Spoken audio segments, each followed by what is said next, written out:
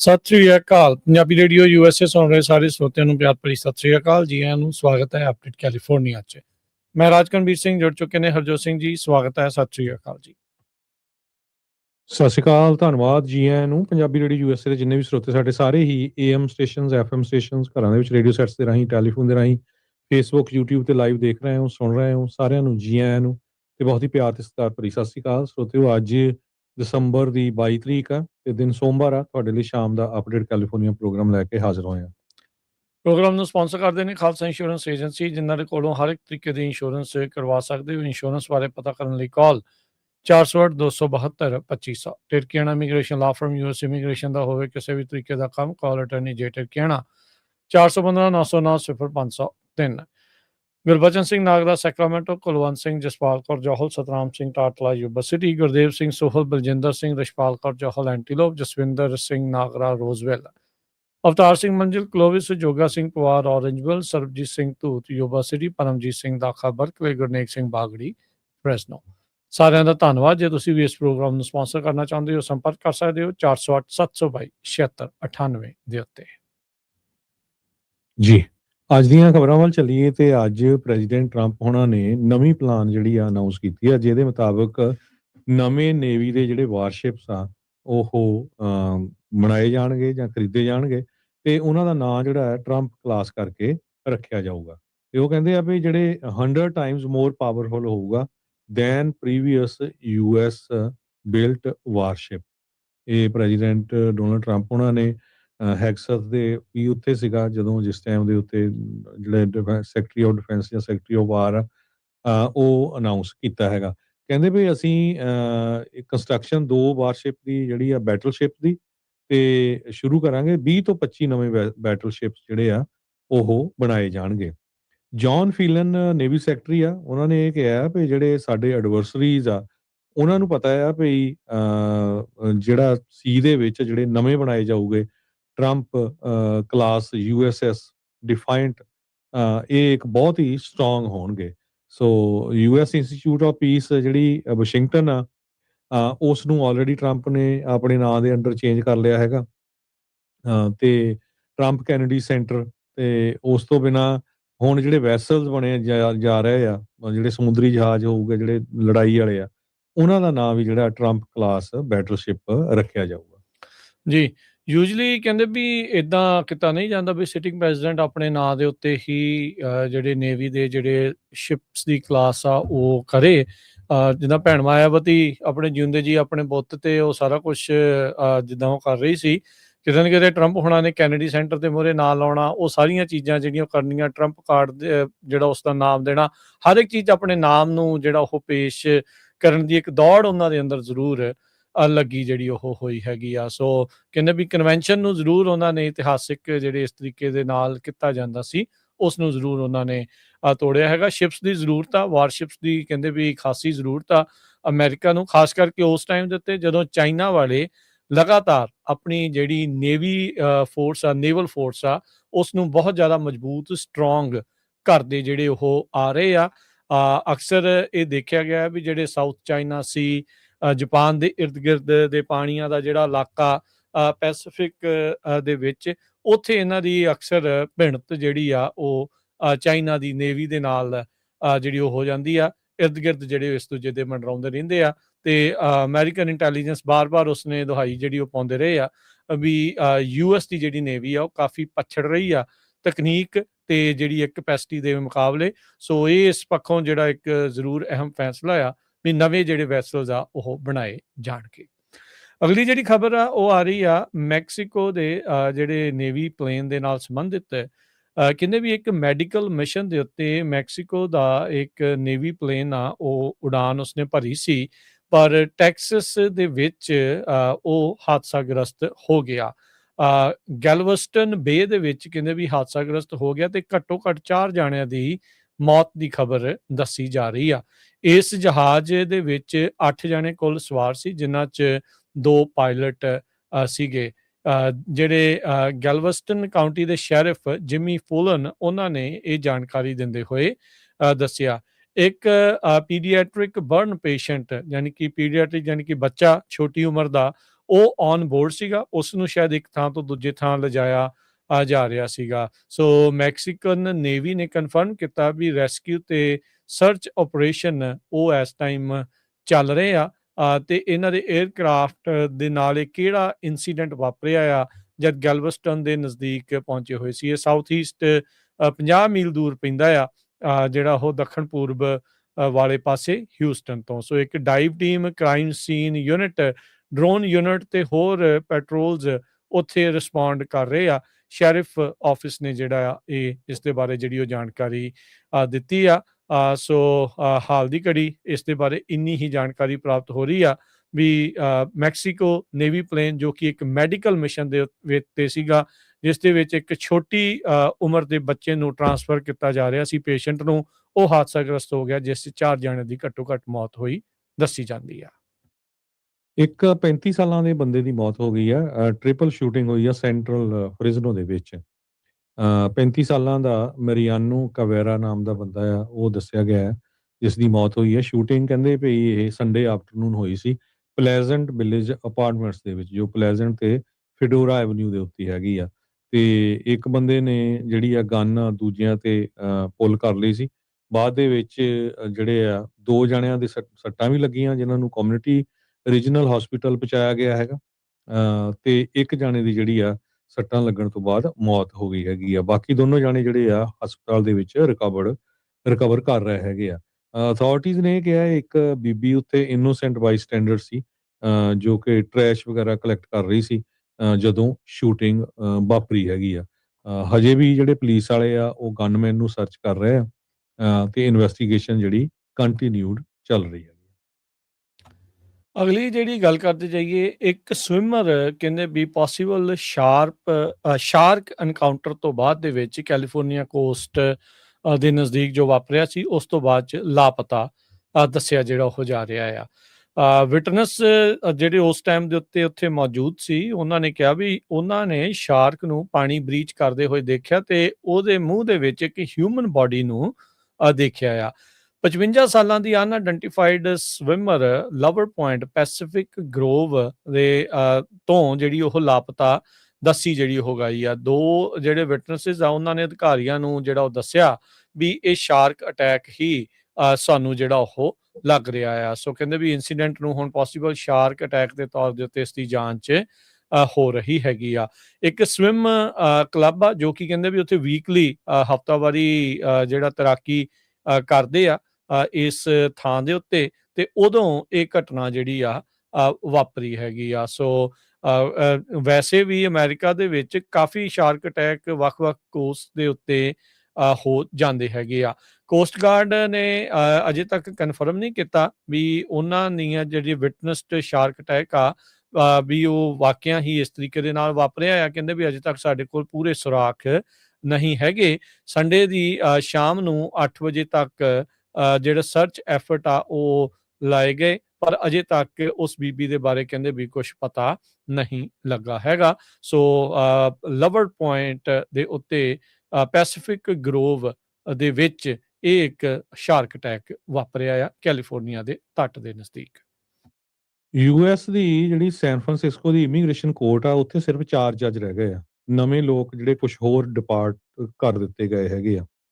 ਕਿਸੇ ਟਾਈਮ ਦੇ ਉੱਤੇ ਬਹੁਤ ਵੱਡੀ ਗਿਣਤੀ ਸੀ ਇੱਥੇ ਜੱਜਸ ਦੀ, ਤੇ ਉਹ ਕੇਸ ਵੀ ਬਹੁਤ ਜ਼ਿਆਦਾ ਜਿਹੜੇ ਪਾਸ ਕਰਦੇ ਸੀ। ਸੋ ਜੋ ਟਰੰਪ ਐਡਮਿਨਿਸਟ੍ਰੇਸ਼ਨ ਆ, ਉਹਨਾਂ ਨੇ ਉਹ ਜੱਜ ਐਲੀਮੀਨੇਟ ਕਰਤੇ, ਉਹਨਾਂ ਦੀਆਂ ਜੌਬਸ ਐਲੀਮੀਨੇਟ ਕਰਤੀਆਂ, ਜੋ ਕਿ ਜ਼ਿਆਦੇ ਜਿਹੜੇ ਅਸਾਈਲਮ ਐਪਲੀਕੇਸ਼ਨਸ ਨੂੰ ਅਪਰੂਵ ਕਰਦੇ ਸੀ। 2 ਇਮੀਗ੍ਰੇਸ਼ਨ ਜੱਜ ਪਿਛਲੇ ਫਰਾਈਡੇ ਫਾਇਰ ਕਰ ਦਿੱਤੇ ਗਏ। ਅਰਵਨ ਸਵਿੰਕ ਜੋ ਕਿ 9 ਸਾਲਾਂ ਤੋਂ ਜੱਜ ਸੀ, ਤੇ ਡਨੀਸ ਹੰਟਰ ਜੋ ਸੈਕਰਾਮੈਂਟੋ ਬੈਂਚ ਦੇ ਵਿੱਚ 2022 ਚ ਅਪਾਇੰਟ ਕੀਤੀ ਗਈ ਸੀ। 4 ਸੈਨ ਫਰਾਂਸਿਸਕੋ ਦੇ ਜੱਜ ਜਿਹੜੇ ਆ ਉਹ ਰਿਟਾਇਰਮੈਂਟ ਲੈ ਰਹੇ ਹੈਗੇ ਆ। ਉਹਨਾਂ ਨੇ ਅਟਾਰਨੀਜ਼ ਨੂੰ ਇਹ ਦੱਸਿਆ ਵੀ ਉਹਨਾਂ ਦੇ ਉੱਤੇ ਪ੍ਰੈਸ਼ਰ ਬਹੁਤ ਆ। Howard Davis, Charles Green, Patrick O'Brien ਤੇ ਜੋਸਫ ਪਾਰਕ, ਇਹ ਮਿਲੀ ਐਟਕਸਨ ਜੋ director of immigration legal defence, ਉਹਨਾਂ ਨੇ ਦੱਸਿਆ। ਇਹਨਾਂ ਚੋਂ ਕੁਝ ਜੱਜਸ ਦੇ ਨਾਮ ਤੁਸੀਂ ਸੁਣਦੇ ਰਹਿੰਦੇ ਆ ਜਦੋਂ ਅਟਾਰਨੀ ਤਿਰਕੀ ਆਣੇ ਹੁਣੀ ਪ੍ਰੋਗਰਾਮ ਕਰਦੇ ਹੁੰਦੇ ਆ। ਕਈ ਆਪਣੇ ਸਰੋਤੇ ਕਾਲ ਕਰਦੇ ਵੀ ਮੇਰਾ ਕੇਸ ਇਸ ਜੱਜ ਕੋ ਆ। ਸੋ ਇਹਨਾਂ ਜੱਜਾਂ ਦੀ ਜਿਹੜੀ ਛੁੱਟੀ ਕਰ ਦਿੱਤੀ ਗਈ ਹੈਗੀ ਆ। ਸੈਨ ਫਰਾਂਸਿਸਕੋ ਵਿੱਚੋਂ 12 ਸੈਨ ਫਰਾਂਸਿਸਕੋ ਦੇ ਜਿਹੜੇ ਇਮੀਗ੍ਰੇਸ਼ਨ ਜੱਜ ਆ, ਉਹ ਇਸ ਸਾਲ ਦੇ ਵਿੱਚ ਫਾਇਰ ਕੀਤੇ ਗਏ ਹੈਗੇ ਆ। 100 ਤੋਂ ਵੱਧ ਜਿਹੜੇ ਇਮੀਗ੍ਰੇਸ਼ਨ ਜੱਜ ਆ ਉਹਨਾਂ ਨੂੰ ਫੋਰਸ ਕੀਤਾ ਗਿਆ ਵੀ ਆਪਣੀ ਜੌਬ ਜਿਹੜੀ ਆ ਉਹ ਛੱਡ ਕੇ ਚਲੇ ਜਾਓ। ਸੋ ਜੋ ਕਿ 3.4 ਮਿਲੀਅਨ ਦੇ ਕਰੀਬ ਲੋਕ ਜਿਹੜੇ ਆ ਜਿਨ੍ਹਾਂ ਦੇ ਕੇਸ ਪੈਂਡਿੰਗ ਆ। ਸੋ 600 ਦੇ ਕਰੀਬ ਹੁਣ ਜੱਜ ਆ ਪੂਰੇ ਅਮਰੀਕਾ ਦੇ ਵਿੱਚ ਇਸ ਟਾਈਮ ਹੈਗੇ ਆ। ਸੈਨ ਫਰਾਂਸਿਸਕੋ ਕੋਰਟ 'ਚ ਇੱਕ ਟਾਈਮ ਦੇ ਉੱਤੇ 21 ਜੱਜ ਹੁੰਦੇ ਸੀ। ਤੇ ਕਹਿੰਦੇ ਵੀ ਸਭ ਤੋਂ ਬਿਜ਼ੀ ਕੋਰਟ ਸੀ ਇਹ ਨੇਸ਼ਨ ਦੀ, ਜਿੱਥੇ 1,20,000 ਦੇ ਕਰੀਬ ਜਿਹੜੇ ਕੇਸਿਸ ਆ ਹੈਗੇ ਆ। ਸੈਕਰਾਮੈਂਟੋ ਬੈਂਚ ਨੇ ਵੀ ਜਿਹੜੇ ਜੱਜ ਆ ਉਹ 3 ਜੱਜ ਰਿਮੂਵ ਕਰਦੇ ਆ, ਜਿਨ੍ਹਾਂ ਦੇ ਕੋਲ 30,000 ਦੇ ਕਰੀਬ ਕੇਸ ਸੀਗੇ। ਸੋ ਇਦਾਂ ਦੀ ਸਿਚੁਏਸ਼ਨ ਜਿਹੜੀ ਇਮੀਗ੍ਰੇਸ਼ਨ ਜੱਜਾਂ ਦੀ ਜਿਹੜੀ ਚੱਲ ਰਹੀ ਹੈਗੀ ਆ। ਤੇ ਇਹਦੇ ਨਾਲ ਹੀ ਜੇ ਦੱਸਦੇ ਜਾਈਏ ਵੀ ਐਨਪੀਆਰ ਨੇ ਅੱਜ ਇੱਕ ਬਹੁਤ ਵੱਡੀ ਰਿਪੋਰਟ ਜਿਹੜੀ ਪੇਸ਼ ਕੀਤੀ ਆ, ਜਿਨ੍ਹਾਂ ਨੇ ਕਿਹਾ ਵੀ ਬਹੁਤ ਸਾਰੇ ਜਿਹੜੇ ਨੋ ਸ਼ੋ ਆ ਇਮੀਗ੍ਰੇਸ਼ਨ ਕੋਰਟ 'ਚ, ਬਹੁਤ ਸਾਰੇ ਲੋਕ ਸ਼ੋ ਹੀ ਨਹੀਂ ਹੁੰਦੇ ਹੈਗੇ। ਉਹ ਨੰਬਰ ਬਹੁਤ ਜ਼ਿਆਦਾ ਵੱਧ ਰਹੇ ਹੈਗੇ ਆ। ਤੇ ਇਮੀਗ੍ਰੇਸ਼ਨ ਜੱਜ ਵਾਰਨਿੰਗ ਇਸ਼ੂ ਕਰ ਰਿਹਾ ਵੀ ਜੇ ਤੁਸੀਂ ਨਹੀਂ ਜਾਂਦੇ ਆਪਣੀ ਡੇਟ ਦੇ ਉੱਤੇ, ਪੂਰਾ ਚਾਂਸ ਆ ਵੀ ਤੁਹਾਡਾ ਜਿਹੜਾ ਉਹ ਆਰਡਰ ਕਰ ਦੂਗਾ ਵੀ ਇਹਨਾਂ ਨੂੰ ਰਿਮੂਵ ਕੀਤਾ ਜਾਵੇ। ਕਹਿੰਦੇ ਪਈ ਕੁਛ ਜਿਹੜੇ ਐਲ ਸਾਲਵਾਡੋਰ ਦੇ ਇਮੀਗ੍ਰੈਂਟ ਸੀਗੇ, ਉਹਨਾਂ ਦੀ ਡੇਟ ਦੇ ਸੰਬੰਧ ਦੇ ਵਿੱਚ ਐਨਪੀਆਰ ਵਾਲੇ ਜਿਹੜੇ ਆ ਉਹ ਇੰਟਰਵਿਊ ਕਰ ਰਹੇ ਸੀ। ਵੱਖ-ਵੱਖ ਜਿਹੜੇ ਸੀਨ ਆ, ਵੱਖ-ਵੱਖ ਕੋਰਸ ਤੋਂ ਮਿਲ ਰਹੇ ਹੈਗੇ, ਕਿਉਂਕਿ ਬਹੁਤ ਸਾਰੇ ਲੋਕਾਂ ਨੂੰ ਸ਼ੱਕ ਆ ਜਾਂ ਕਈ ਵਾਰੀ ਵਾਪਰਿਆ ਵੀ ਆ ਵੀ ਜਦੋਂ ਤੁਹਾਡੀ ਡੇਟ ਆਉਂਦੀ ਆ ਤੇ ਉੱਥੇ ਆਈਸ ਵਾਲੇ ਜਿਹੜੇ ਆ ਉਹ ਤੁਹਾਨੂੰ ਅਰੈਸਟ ਕਰ ਲੈਂਦੇ ਆ। ਪਰ ਜੱਜਸ ਨੇ ਇਹ ਕਿਹਾ ਵੀ ਜੇ ਹੁਣ ਤੁਸੀਂ ਸ਼ੋ ਅਪ ਨਹੀਂ ਹੋਵੋਗੇ ਤੇ ਤੁਹਾਨੂੰ ਇੱਥੋਂ ਜਿਹੜਾ ਆ ਰਿਮੂਵ ਕਰ ਦਿੱਤਾ ਜਾਊਗਾ। ਇਹ ਵੀ ਪਤਾ ਚੱਲਿਆ ਵੀ ਹੁਣ $3,000 ਤੱਕ ਟਰੰਪ ਐਡਮਿਨਿਸਟ੍ਰੇਸ਼ਨ ਪੈਸੇ ਦੇਣ ਦੀ ਕੋਸ਼ਿਸ਼ ਕਰ ਰਿਹਾ ਵੀ ਜੇ ਤੁਸੀਂ ਆਪਣੇ ਮੁਲਕ ਨੂੰ ਜਾਣਾ ਤੁਹਾਨੂੰ $3,000 ਸੈਲਫ ਤੱਕ ਡੈਪੂਟੇਸ਼ਨ ਦੇ ਉਹਨਾਂ ਨੇ ਜਾਊਗਾ। ਰਾਸ਼ੀ ਕਹਿੰਦੇ ਵੀ ਵਧਾਉਣ ਜਾ ਰਹੇ ਆ, 1000 ਤੋਂ 3000 ਕਰਨ ਜਾ ਰਹੇ ਆ। ਸੋ ਕ੍ਰਿਸਟੀ ਨਿਓਮ ਵੀ ਕਹਿ ਰਹੀ ਸੀ ਵੀ ਆਪਣੇ ਆਪ ਨੂੰ ਨਿਊ ਈਅਰ ਗਿਫਟ ਦਿਓ, ਨਿਊ ਈਅਰ ਦਾ ਗਿਫਟ ਦਿਓ, $3,000 ਲੈ ਕੇ ਸੈਲਫ ਡਿਪੋਰਟ ਜਿਹੜਾ ਕਰੋ, ਕਿਉਂਕਿ ਜੇ ਤੁਸੀਂ ਅਮਰੀਕਾ 'ਚ ਇਲੀਗਲੀ ਆ, ਛੱਡਣਾ ਅਸੀਂ ਤੁਹਾਨੂੰ ਹੈ ਨਹੀਂ।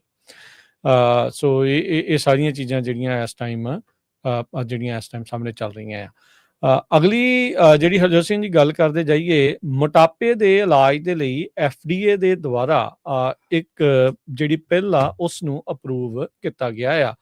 ਵੀਗੋਵੀ ਪਿੱਲ ਕਹਿੰਦੇ ਵੀ ਇੱਕ ਓਰਲ ਮੈਡੀਕੇਸ਼ਨ ਆ ਓਬੈਸਿਟੀ ਨੂੰ, ਮੋਟਾਪੇ ਨੂੰ ਜਿਹੜਾ ਉਹ ਟ੍ਰੀਟ ਕਰਨ ਦੇ ਲਈ।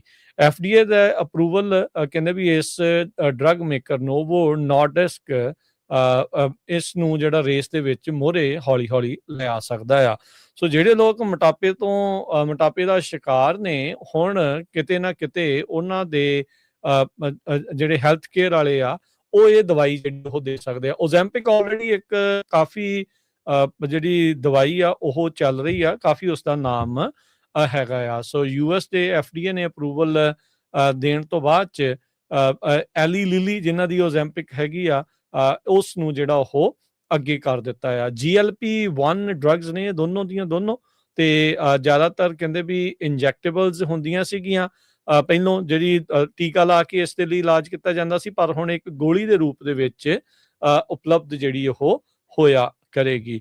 8 ਦੇ ਵਿੱਚੋਂ ਇੱਕ ਅਮਰੀਕਨ ਉਹ ਕਹਿੰਦੇ ਵੀ ਇਸ ਟਾਈਮ ਇੰਜੈਕਟੇਬਲ GLP-1 ਡਰੱਗਸ ਯਾਨੀ ਕਿ ਓਬੈਸਿਟੀ ਨੂੰ ਕੰਟਰੋਲ ਕਰਨ ਵਾਲੀਆਂ ਜਿਹੜੀਆਂ ਦਵਾਈਆਂ ਆ, ਟੀਕੇ ਆ, ਉਹਨਾਂ ਦੀ ਵਰਤੋਂ ਕਰਦੇ ਆ। Doctor Fatima Cody Stanford Massachusetts General Hospital ਦੇ ਓਬੈਸਿਟੀ ਐਕਸਪਰਟ, ਉਹਨਾਂ ਨੇ ਕਿਹਾ ਵੀ ਇਹ ਇੱਕ ਬਹੁਤ ਫਾਇਦੇਮੰਦ ਜਿਹੜੀ ਉਹ ਚੀਜ਼ ਰਹੇਗੀ ਤੇ ਇੱਕ ਡੈਮੋਗ੍ਰਾਫਿਕ ਪੂਰੇ ਦਾ ਪੂਰਾ ਇਹਨਾਂ ਜਿਹੜੇ ਪਿਲਸ ਆ, ਇਹਨਾਂ ਦਵਾਈਆਂ ਦਾ ਜਿਹੜਾ ਉਹ ਫਾਇਦਾ ਚੁੱਕ ਸਕੇਗਾ।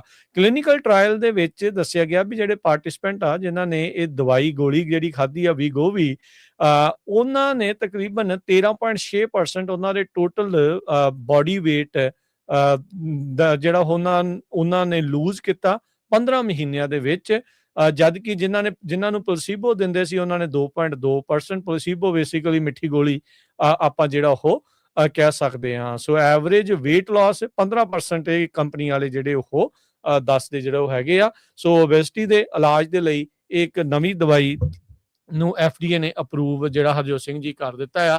ਪਰ ਇਹਦਾ ਮਤਲਬ ਇਹ ਨਹੀਂ ਆ ਵੀ ਆਪਾਂ ਹੁਣ ਵੀ ਫੱਟੇ ਚੱਕੀ ਜਾਣੇ ਆ ਛਕਣ ਦੇ ਖਾਣ ਦੇ, ਉਹਦਾ ਧਿਆਨ ਫਿਰ ਵੀ ਆਪਾਂ ਜਿਹੜਾ ਨਾਲ ਦੇ ਨਾਲ ਰੱਖਣਾ ਆ, ਜਸਟ ਬਿਕੋਜ਼ ਦਵਾਈ ਅਵੇਲੇਬਲ ਆ। ਟਰੰਪ ਐਡਮਿਨਿਸਟ੍ਰੇਸ਼ਨ ਨੇ ਇੱਕਦਮ 2 ਦਰਜਨ ਦੇ ਕਰੀਬ ਜਿਹੜੇ ਕੈਰੀਅਰ ਐਂਬੈਸਡਰਸ ਆ ਉਹਨਾਂ ਨੂੰ ਰੀਕਾਲ ਕਰ ਲਿਆ ਹੈਗਾ। ਇਹ ਸਾਰਾ ਕੁਝ ਉਹਨਾਂ ਨੇ ਅਮਰੀਕਾ ਫਸਟ ਏਜੰਡਾ ਉਹਦੇ ਤਹਿਤ ਕੀਤਾ ਹੈ ਤੇ ਬਹੁਤ ਸਾਰੇ ਜਿਹੜੇ ਡਿਪਲੋਮੈਟਸ ਆ ਉਹ ਅਪਸੈਟ ਹੈਗੇ ਆ। ਜਿਹੜਾ ਡਾਇਰੈਕਟਿਵ ਆ ਇਸ ਨੇ ਸਟੇਟ ਡਿਪਾਰਟਮੈਂਟ ਦੇ ਜਿਹੜੇ ਪਰਸਨਲਸ ਆ ਉਹਨਾਂ ਨੂੰ ਕਾਫੀ ਗੁੱਸੇ ਦੇ ਵਿੱਚ ਲਿਆਂਦਾ ਹੈਗਾ। ਜਿਹੜੇ ਕੀ ਲੈਵਲ ਅੰਬੈਸੀਜ਼ ਦੇ ਵਿੱਚ ਕੰਮ ਕਰਦੇ ਸੀ ਉਹ ਐਜ਼ ਏ ਅੰਬੈਸਡਰ ਕੰਮ ਕਰਦੇ ਸੀ। ਸੋ ਜੇ ਉਹਨਾਂ ਨੂੰ ਹੁਣ 90 ਦਿਨਾਂ ਦੇ ਵਿੱਚ ਨਵੀਂ ਜੌਬ ਡਿਪਾਰਟਮੈਂਟ 'ਚ ਨਹੀਂ ਮਿਲਦੀ ਹੈਗੀ ਪਰਸਨਲ ਡਿਪਾਰਟਮੈਂਟ 'ਚ, ਤੇ ਉਹਨਾਂ ਦੇ ਜਿਹੜੀ ਆ ਪੋਜੀਸ਼ਨ ਜਿਹੜੀ ਆ ਉਹ ਖਾਲੀ ਹੋ ਸਕਦੀ ਹੈਗੀ ਆ। ਸੀਨੀਅਰ ਲੈਵਲ ਦੇ ਡਿਪਲੋਮੈਟਸ ਨੂੰ ਕਿਸੇ ਵੀ ਕਾਜ਼ ਤੋਂ ਬਿਨਾਂ ਜਾਂ ਜਸਟੀਫਿਕੇਸ਼ਨ ਤੋਂ ਬਿਨਾਂ ਰਿਮੂਵ ਕਰਨਾ ਇਹ ਇੱਕ ਬਹੁਤ ਖਤਰਨਾਕ ਮੈਸੇਜ ਆ। ਇਹ ਅਮਰੀਕਨ ਫੋਰਨ ਸਰਵਿਸ ਐਸੋਸੀਏਸ਼ਨ ਦੀ ਯੂਨੀਅਨ ਜੋ ਕਿ ਰਿਪਰੈਜ਼ੈਂਟ ਕਰਦੀ ਹੈ ਯੂਐਸ ਡਿਪਲੋਮੈਟਸ ਨੂੰ, ਉਹਨਾਂ ਨੇ ਸਟੇਟਮੈਂਟ ਜਾਰੀ ਕੀਤੀ ਹੈਗੀ ਆ। ਸੋ ਉਹ ਕਹਿੰਦੇ ਆ ਵੀ ਇਹਦਾ ਮਤਲਬ ਇਹ ਆ ਵੀ ਜਿਹੜੇ ਪਬਲਿਕ ਸਰਵੈਂਟਸ ਦੀ ਜਿਹੜੀ ਲਾਇਲਟੀ ਆ ਉਹ ਕੰਟਰੀ ਨੂੰ ਆ, ਉਹ ਇਹ ਨੋ ਲੋਂਗਰ ਇਨਫ ਆ। ਇਹ ਮੇਬੀ ਪ੍ਰੈਜ਼ੀਡੈਂਟ ਨੂੰ ਵੀ ਹੋਣੀ ਚਾਹੀਦੀ ਆ ਜਾਂ ਕਿਸੇ ਪੋਲੀਟੀਕਲ ਪਾਰਟੀ ਨੂੰ ਵੀ ਹੋਣੀ ਚਾਹੀਦੀ ਹੈਗੀ ਆ। ਸੋ ਅੰਬੈਸਡਰ ਜਿਹੜਾ ਪਰਸਨਲ ਰਿਪਰੈਜ਼ੈਂਟੇਟਿਵ ਹੁੰਦਾ ਪ੍ਰੈਜ਼ੀਡੈਂਟ ਦਾ, ਟਰੰਪ ਐਡਮਿਨਿਸਟ੍ਰੇਸ਼ਨ ਇਹ ਕਹਿ ਰਿਹਾ ਤੇ ਪ੍ਰੈਜ਼ੀਡੈਂਟ ਦੇ ਕੋਲ ਰਾਈਟ ਹੈਗਾ ਆ ਕਿਹੜੇ ਇੰਡੀਵਿਜੂਅਲ ਨੂੰ ਕਿਹੜੇ ਮੁਲਕ ਦੇ ਵਿੱਚ ਲਾਣਾ ਹੈਗਾ ਆ। ਪਿਛਲੇ ਹਫਤੇ ਦੇ ਸ਼ੁਰੂਆਤ ਤੋਂ ਨੰਬਰ ਆਫ ਅੰਬੈਸਡਰ ਜਿਹੜੇ ਆ ਉਹ ਏਸ਼ੀਆ, ਅਫਰੀਕਾ, ਲੇਟਨ ਅਮਰੀਕਨ ਤੇ ਯੂਰਪੀਅਨ ਕੰਟਰੀ ਦੇ ਵਿੱਚੋਂ ਰਿਮੂਵ ਕਰ ਦਿੱਤੇ ਗਏ ਹੈਗੇ ਆ। ਜੀ, ਰਾਸ਼ਟਰਪਤੀ ਟਰੰਪ ਇਸ ਮੌਕੇ ਅਫੋਰਡੇਬਿਲਿਟੀ ਨੂੰ ਲੈ ਕੇ, ਇਕਨੋਮਿਕ ਪਲਾਨ ਨੂੰ ਲੈ ਕੇ ਲਗਾਤਾਰ ਕਹਿ ਰਹੇ ਆ ਵੀ ਸਭ ਕੁਝ ਭਲਾ ਚੰਗਾ ਚੱਲ ਰਿਹਾ ਹੈਗਾ ਆ। ਪਰ ਜਿਹੜੇ ਲੇਟੈਸਟ ਪੋਲ ਆਏ ਆ ਉਹ ਕੁਝ ਹੋਰ ਚੀਜ਼ ਜਿਹੜੇ ਆ ਉਹ ਦੱਸ ਰਹੇ ਹੈਗੇ ਆ। ਇੱਕ ਨਵੀਂ ਜਿਹੜੀ CBS ਨਿਊਜ਼ ਤੇ YouGov ਪੋਲ ਉਹਨਾਂ ਨੇ ਉਹ ਇਹ ਦੱਸਦੀ ਹੈ ਜਿਹੜੀ ਨਵੀਂ ਪੋਲ ਵੀ 61% US ਦੇ ਜਿਹੜੇ ਅਡਲਟ ਨੇ ਉਹ ਕਹਿੰਦੇ ਆ ਵੀ ਇਸ ਟਾਈਮ ਹਾਲਾਤ ਕੁਝ ਬਾੜੇ ਚੰਗੇ ਨਹੀਂ ਆ ਤੇ ਉਹ ਇਹ ਮੰਨਦੇ ਆ ਵੀ ਪ੍ਰੈਜ਼ੀਡੈਂਟ ਟਰੰਪ ਠੀਕ ਕਰ ਸਕਦੇ ਨੇ ਪ੍ਰਾਈਸ ਤੇ ਇਨਫਲੇਸ਼ਨ। ਮਤਲਬ ਹੀ sounding way better than it actually is. So ਇਹ ਸਾਰੀਆਂ ਚੀਜ਼ਾਂ ਜਿਹੜੀਆਂ ਉਹ ਦੱਸ ਰਹੇ ਆ। ਅਪਰੂਵਲ ਰੇਟਿੰਗ ਟਰੰਪ ਉਹਨਾਂ ਦੀ ਇਕਨੋਮੀ ਦੇ ਨੂੰ ਲੈ ਕੇ 37% ਦੇ ਉੱਤੇ ਆ ਚੁੱਕੀ ਆ। ਸੋ ਇਹ ਲੇਟੈਸਟ ਪੋਲ 2300 ਅਡਲਟਸ ਦੇ ਵਿਚਾਲੇ ਕੀਤਾ ਗਿਆ ਹੈਗਾ ਆ ਤੇ ਜਿਹੜੇ ਰਿਸਪੋਂਡੈਂਟ ਆ ਉਹ ਇਹ ਮੰਨਦੇ ਆ ਵੀ ਟਰੰਪ ਹੁਣਾਂ ਦੀਆਂ ਮੌਜੂਦਾ ਪਾਲਿਸੀਜ਼ ਜ਼ਿਆਦਾ ਜ਼ਿੰਮੇਵਾਰ ਨੇ ਜਿਹੜੇ ਸਾਬਕਾ ਰਾਸ਼ਟਰਪਤੀ ਬਾਈਡਨ ਦੀ ਜਿਹੜੀ ਆ ਉਹਦੀ ਜ਼ਿੰਮੇਵਾਰੀ ਦੇ ਨਾਲੋਂ, ਜੋ ਇਕਨੋਮੀ ਦਾ ਇਸ ਟਾਈਮ ਹਾਲਾਤ ਬਣੇ ਆ। CPI ਜਿਹੜਾ ਕੰਜ਼ਿਊਮਰ ਪ੍ਰਾਈਸ ਇੰਡੈਕਸ ਆ ਉਹ ਇਹ ਸਿਗਨਲ ਕਰ ਰਿਹਾ ਹੈ ਵੀ ਇਨਫਲੇਸ਼ਨ ਪਹਿਲਾਂ ਦੇ ਨਾਲੋਂ ਥੋੜੀ ਮੱਧਮ ਪਈ ਹੈਗੀ ਆ 0.1%। ਜੀ, ਅਗਲੀ ਖਬਰ ਵੱਲ ਚੱਲੀਏ ਤੇ ਸੈਨ ਫਰਾਂਸਿਸਕੋ ਦੇ ਵਿੱਚ ਜਿਹੜੀ ਜਦੋਂ ਬਿਜਲੀ ਗਈ ਆ ਬਹੁਤ ਜ਼ਿਆਦਾ ਜਿਹੜਾ ਲੋਕ ਉਹਦੇ ਨਾਲ ਅਪਸੈਟ ਹੋਏ ਆ ਕਿਉਂਕਿ ਹਜ਼ਾਰਾਂ ਦੀ ਗਿਣਤੀ ਦੇ ਵਿੱਚ ਲੋਕਾਂ ਦੀ ਬਿਜਲੀ ਚਲੇ ਗਈ ਸੀ। ਆਪਾਂ ਸਵੇਰੇ ਵੀ ਖਬਰ ਸਾਂਝੀ ਕੀਤੀ ਸੀ ਕਿਸ ਤਰ੍ਹਾਂ ਬਾਈਮੋ ਦੀਆਂ ਗੱਡੀਆਂ ਜਿਹੜੀਆਂ ਉਹ ਮਿਡਲ ਦੇ ਵਿੱਚ ਖੜ ਗਈਆਂ ਕਿਉਂਕਿ ਬਿਜਲੀ ਹੈ ਨਹੀਂ। ਪਰ ਲੋਕ ਇਸ ਕਰਕੇ ਅਪਸੈਟ ਆ ਵੀ ਠੀਕ ਆ ਬਿਜਲੀ ਜਾ ਸਕਦੀ ਆ, ਕੋਈ ਇਸ਼ੂ ਹੋ ਸਕਦਾ, ਪਰ ਘੱਟੋ ਘੱਟ ਤੁਸੀਂ ਇਨਫੋਰਮ ਤਾਂ ਕਰੋ।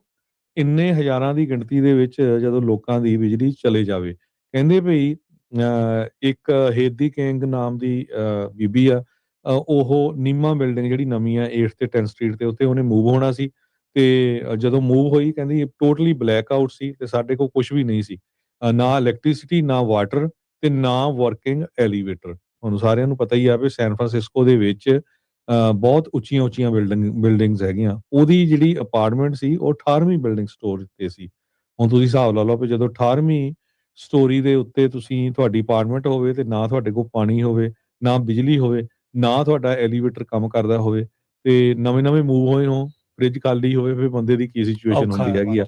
ਸੋ ਸਿਟੀ ਹਾਲ ਵੀ ਜਿਹੜਾ ਕਲੋਜ਼ ਸੀ ਉੱਥੇ ਵੀ ਬਿਜਲੀ ਹੈ ਨਹੀਂ ਸੀ। ਸੋ ਕਾਫੀ ਜ਼ਿਆਦਾ ਜਿਹੜੇ ਲੋਕ ਅਪਸੈਟ ਆ।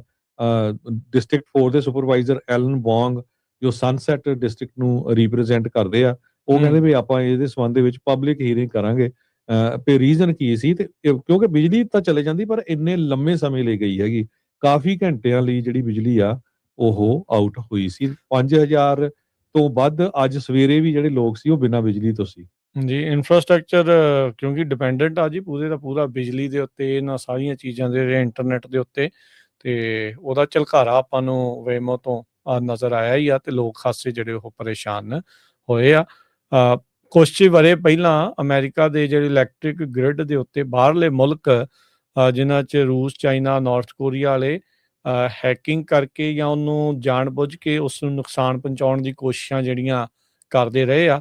ਸੋ ਇਹ ਵੀ ਇੱਕ ਧਿਆਨ, ਇੱਕ ਨੈਸ਼ਨਲ ਸਿਕਿਉਰਿਟੀ ਦਾ ਇੱਕ ਮਸਲਾ ਇੱਕ ਹਿਸਾਬ ਦੇ ਨਾਲ ਬਣ ਜਾਂਦਾ ਆ ਜਦੋਂ ਤੁਹਾਡਾ ਇਨਫਰਾਸਟ੍ਰਕਚਰ ਡਾਵਾਂਡੋਲ ਹੋ ਜਾਵੇ, ਕਿਸੇ ਇੱਕ ਚੀਜ਼ ਦੇ ਬੰਦ ਹੋਣ ਦੇ ਨਾਲ। ਸਮਾਂ ਜਿਹੜਾ ਹਰਜੋਤ ਸਿੰਘ ਜੀ ਪ੍ਰੋਗਰਾਮ ਦਾ ਸਮਾਪਤ ਆ। ਜਾਂਦੇ ਜਾਂਦੇ ਮਾਰਕੀਟਸ ਦਾ ਜੇ ਹਾਲ ਦੱਸਦੇ ਜਾਈਏ। ਡਾਓ ਜੋਨ ਕਲੋਜ਼ਿੰਗ ਦੇ ਉੱਤੇ 200 ਤੇ 28 ਪੁਆਇੰਟ ਵੱਧ ਕੇ 48,000 ਤੇ 363 ਤੇ ਬੰਦ ਹੋਇਆ। S&P 44 ਪੁਆਇੰਟ ਵੱਧ ਕੇ 6879 ਤੇ। ਨੈਸਡੈਕ 100 ਤੇ 21 ਪੁਆਇੰਟ ਵੱਧ ਕੇ 23,429 ਦੇ ਉੱਤੇ। ਸੋਨੇ ਦਾ ਭਾਅ $4520 ਪ੍ਰਤੀ ਟਰੋਏ ਆਉਂਸ। ਕੱਚੇ ਤੇਲ ਦੀ ਕੀਮਤ $58 ਪ੍ਰਤੀ barrel. 10 year yield 4.16%। Crypto currency ਦੇ ਵਿੱਚ ਬਿਟਕੋਇਨ 88,474 ਤੇ ਇਥੀਰੀਅਮ 3,011 US$ ਦੇ ਬਰਾਬਰ ਚੱਲ ਰਿਹਾ ਹੈ। ਇਸ ਤਰ੍ਹਾਂ ਜੇ ਕਰੰਸੀ ਦੀ ਗੱਲ ਕਰਦੇ ਜਾਈਏ, $1 ਦੇ ਬਰਾਬਰ ਕੈਨੇਡਾ ਦੇ $1 ਤੇ 37 ਸੈਂਟ ਰਹੇ ਆ। $1 ਦੇ ਬਰਾਬਰ ਇੰਡੀਆ ਦੇ 99 ਰੁਪਏ ਤੇ 61 ਪੈਸੇ। $1 ਦੇ ਬਰਾਬਰ ਪਾਕਿਸਤਾਨ ਦੇ 280 ਰੁਪਏ ਤੇ 11 ਪੈਸੇ।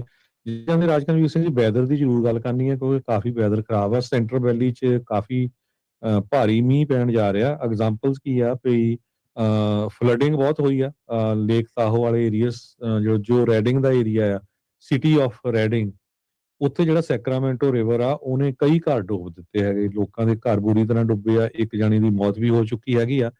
ਮੀਂਹ ਇੰਨੀ ਤੇਜ਼ੀ ਨਾਲ ਪਿਆ, ਕਹਿੰਦੇ ਵੀ ਘੰਟੇ 13 ਇੰਚ ਮੀਂਹ ਪਿਆ north west of Lake Tahoe. Lake Tahoe ਦਾ ਪਾਣੀ 1 ਫੁੱਟ ਉੱਚਾ ਜਾ ਰਿਹਾ। ਤੁਸੀਂ ਕਿੰਨਾ ਮੀਂਹ ਪਿਆ, 7 ਇੰਚ ਮੀਂਹ ਜਿਹੜਾ ਆ ਉਹ ਰੈਡਿੰਗ ਦੇ ਵਿੱਚ ਪਿਆ ਹੈਗਾ। ਤੇ ਫਲੱਡਿੰਗ ਬਹੁਤ ਹੋਈ ਆ। ਬਹੁਤ ਸਾਰੇ ਲੋਕ ਘਰਾਂ ਦੇ ਵਿੱਚ ਫਸੇ ਹੋਏ ਆ। ਹੰਬਲਡ ਕਾਉਂਟੀ ਦੇ ਵਿੱਚ ਜਿਹੜਾ ਹਾਈਵੇ 101 ਆ ਉਹ ਪੂਰੀ ਤਰ੍ਹਾਂ ਪਾਣੀ ਦੇ ਵਿੱਚ ਡੁੱਬਿਆ ਹੋਇਆ ਹੈਗਾ। ਜੇ ਕੋਈ ਆਪਣੀ ਪੰਜਾਬੀ ਜਾਂ ਸਿੱਖ ਆਰਗੇਨਾਈਜੇਸ਼ਨ ਉਧਰ ਹੈਲਪ ਕਰਦੀ ਹੋਈ ਕਿਸੇ ਤਰ੍ਹਾਂ ਦੀ, ਕਿਉਂਕਿ ਰੈਡਿੰਗ 'ਚ ਵੀ ਆਪਣੇ ਕੁਝ ਬਿਜ਼ਨਸਮੈਨ ਹੈਗੇ, ਮੈਂ ਅੱਜ ਕਾਲ ਵੀ ਕੀਤੀ ਸੀ, ਕੁਦਰਤੀ ਕਹਿੰਦੇ ਵੀ ਸਾਡੇ ਬਿਜ਼ਨਸਸ ਸੇਫ ਆ, ਪਰ ਕੁਛ ਜਿਹੜੇ ਉਹਨਾਂ ਦੇ EMPLOYEE ਸੀ ਉਹਨਾਂ ਦੇ ਘਰ ਡੁੱਬੇ ਹੈਗੇ ਆ। ਕਿਸੇ ਨੇ ਉੱਥੇ ਸਪੋਰਟ ਕਰਨੀ ਹੋਈ ਕਿਸੇ ਤਰ੍ਹਾਂ ਦੀ ਵੀ, ਤੇ ਸਾਨੂੰ ਜਿਹੜੀ ਆ ਉਹ ਪੰਜਾਬੀ ਰੇਡੀਓ USA ਦੇ ਉੱਤੇ ਜ਼ਰੂਰ ਸ਼ੇਅਰ ਕਰ ਲਿਓ ਤੇ ਆਪਾਂ ਅਨਾਉਂਸ ਕਰ ਦਾਂਗੇ। ਅਸੀਂ ਆਪਣੇ ਵੱਲੋਂ ਤਾਂ ਨਹੀਂ ਕਰ ਰਹੇ, ਪਰ ਜੇ ਉਸ ਏਰੀਏ ਦੇ ਜਾਂ ਕੋਈ ਸਿੱਖ ਆਰਗੇਨਾਈਜੇਸ਼ਨ ਕਿਸੇ ਤਰ੍ਹਾਂ ਦੀ ਵੀ ਜਿਹੜੀ ਆ ਇਸ ਫਲੱਡਿੰਗ ਦੇ ਵਿੱਚ ਸਪੋਰਟ ਕਰ ਰਹੀ ਆ ਤੇ ਜ਼ਰੂਰ ਕਰਨਾ ਵੀ ਚਾਹੀਦਾ ਆ। ਕਿਉਂਕਿ ਅੱਜ ਇਹ ਰੈਡਿੰਗ ਦੇ ਵਿੱਚ ਲੇਕ ਤਾਹੋ ਏਰੀਏ 'ਚ ਵਾਪਰਿਆ, ਕੱਲ ਨੂੰ ਕਿਤੇ ਵੀ ਵਾਪਰ ਸਕਦਾ ਹੈ। ਇੱਕ ਹਮੇਸ਼ਾ ਹੀ ਜਿੱਥੇ ਨੈਚੁਰਲ ਡਿਜ਼ਾਸਟਰਾਂ ਦਾ ਸਭ ਤੋਂ ਅੱਗੇ ਹੁੰਦੇ ਆ। ਸਵੇਰੇ ਵੀ ਖਬਰਾਂ ਸਾਂਝੀਆਂ ਕੀਤੀਆਂ ਸੀਆਂ ਕਿਸ ਤਰ੍ਹਾਂ ਆਸਟ੍ਰੇਲੀਆ ਦੇ ਵਿੱਚ ਜਦੋਂ ਅੱਗਾਂ ਲੱਗੀਆਂ ਸੀਆਂ ਸਭ ਤੋਂ ਮੋਹਰੇ ਸਿੱਖ ਸੀ। ਕਿਸ ਤਰ੍ਹਾਂ ਟੈਕਸਸ ਦੇ ਵਿੱਚ ਜਦੋਂ ਫਲੱਡ ਆਏ ਸੀ ਸਭ ਤੋਂ ਅੱਗੇ ਸਿੱਖ ਸੀ। ਕਿਸ ਤਰ੍ਹਾਂ ਲਾਸ ਐਂਜਲਸ ਦੇ ਵਿੱਚ ਅੱਗਾਂ ਲੱਗੀਆਂ ਸਭ ਤੋਂ ਅੱਗੇ ਜਾ ਕੇ ਸਿੱਖਾਂ ਨੇ ਜਿਹੜੀ ਆ ਸਪੋਰਟ ਕੀਤੀ, ਚਾਹੇ ਉਹ ਲੰਗਰ ਦੀ ਕਿਸੇ ਤਰ੍ਹਾਂ ਦੀ ਵੀ ਜਿਹੜੀ ਸਪੋਰਟ ਹੈਗੀ ਆ। ਸੋ ਨਾਰਦਰਨ ਕੈਲੀਫੋਰਨੀਆ ਦੇ ਵਿੱਚ ਜਿਹੜਾ ਮੌਸਮ ਆ ਕਾਫੀ ਖਰਾਬ ਆ। ਹੁਣ ਸੈਂਟਰਲ ਵੈਲੀ 'ਚ ਕਹਿੰਦੇ ਵੀ ਇਹ ਮਿਡਲ ਆਫ ਦਾ ਵੀਕ ਮੀਂਹ ਪੈਣਾ ਹੈ ਤੇ ਸਦਰਨ ਕੈਲੀਫੋਰਨੀਆ ਦੇ ਵਿੱਚ ਵੀ। ਜੀ, ਤੇ ਹੁਣ ਲੈਂਦੇ ਇਜਾਜ਼ਤ। ਸਭ ਨੂੰ ਪਿਆਰ ਭਰੀ ਸਤਿ ਸ਼੍ਰੀ ਅਕਾਲ। ਸਤਿ ਸ੍ਰੀ ਅਕਾਲ।